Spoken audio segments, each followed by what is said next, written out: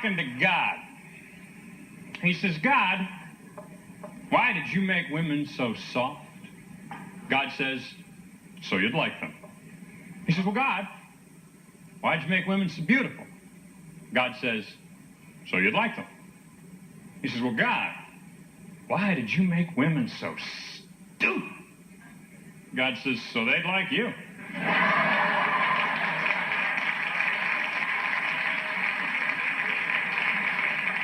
Yeah, I love to watch the women because they're going, oh, no, that was good. No. What's wrong? Nice to be here. It's been an interesting last year. I was raised in Washington, D.C., blocks from the White House, not far from the Supreme Court. We lost a Supreme Court justice last year because he smoked pot. Yeah. Yeah, one toke over the line. Now, he was 41. So we're just catching the pot smokers now. I figure 5 years from now, they'll be nominating acid droppers. No, I only took it twice.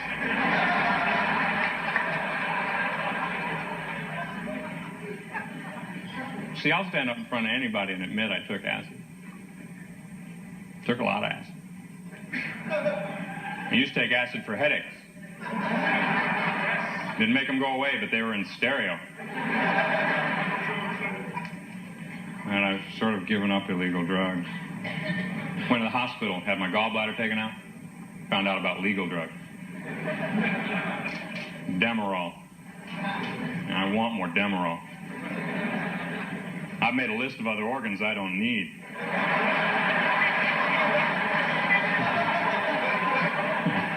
This stuff's great. Now, I want to tell you about this operation. Do we have any medical people here tonight? Doctors, nurses? Clap your hands if you're here.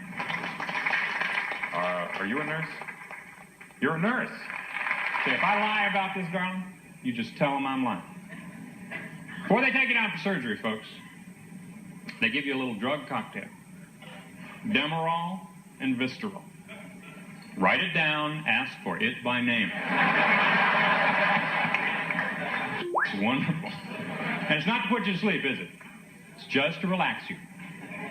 They want you to be in a good mood for your ride from your room to the operating room. When I got to the operating room, I was in such a good mood, I was going, cut me now. I want to watch. Give me that. I want to help. They got the scalpel away from me. I put you to sleep with sodium pentothal. Sodium pentothal would be a great party drug. As long as the party only lasted 4 seconds.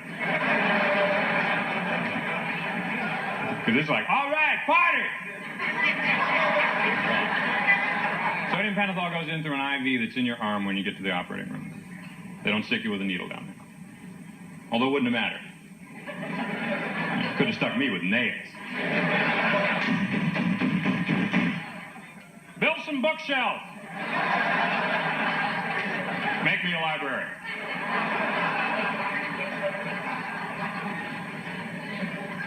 Sodium pentothal starts. Anesthesiologist is standing behind me. I can't see him, but I can hear him. He says, Mr. Parks, you're going to start to feel sleepy now. Some major understatement. I'm going down hard. Now, I'd been real calm about the operation until I started going down hard. Suddenly, I realized what I'm doing. I'm lying there naked. On a table in front of people I don't know. And they have knives. What's wrong with this picture? I panicked. I had just enough time to formulate the word, wait. Got a nice clear picture of that word in my mind. It never got to my lips. Yeah, I woke up in the recovery room going, wait! Oh, no. Bookshelves. No. Of course it wasn't bookshelves. But I did wake up with more parts than I had when I went to sleep. Nobody told me about this. Just let me find it in me. I woke up with a Jackson Pratt drain. Yeah, gallbladder. Incision for the gallbladder is made right under the last rib, parallel to the rib. I mean, it's about 2 inches long. Just below that incision, maybe a half an inch. They make a hole in you. Like with a pencil. I'm guessing I was asleep. That's what it looks like. scalpel, sutures, number 2 pencil.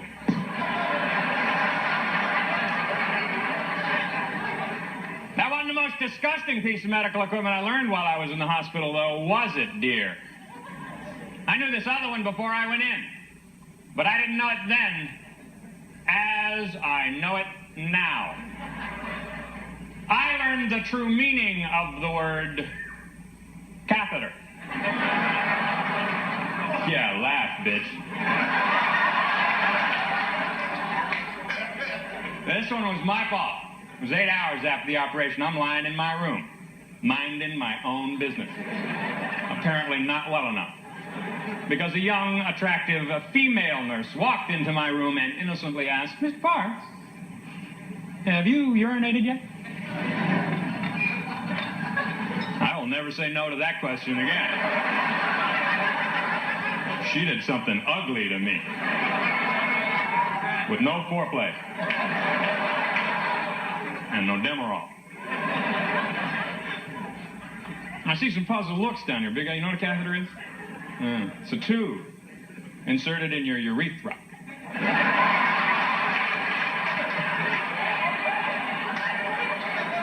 About that big around. The tube.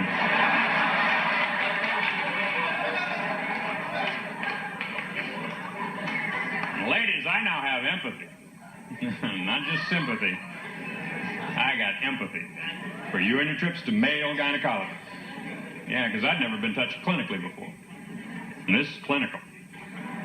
She just grabs you.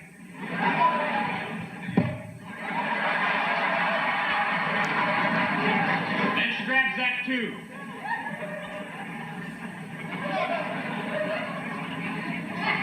And then she, inserts it. And inserts it.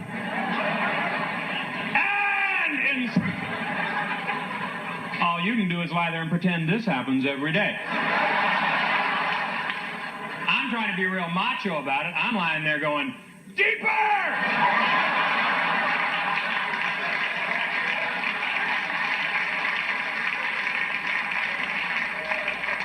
Go ahead, that's all right. No problem. What is that?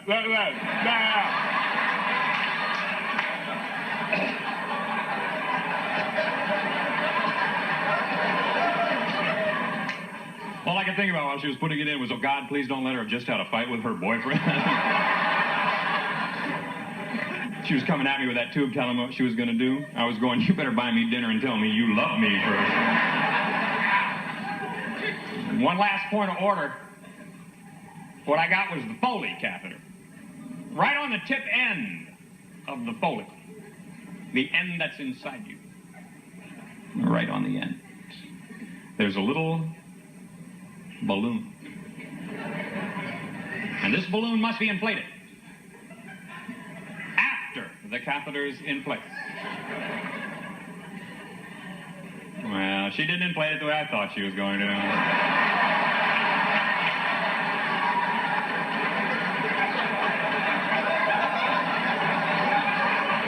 I can only assume that would have required the head nurse. Thank you all very much. You've been wonderful.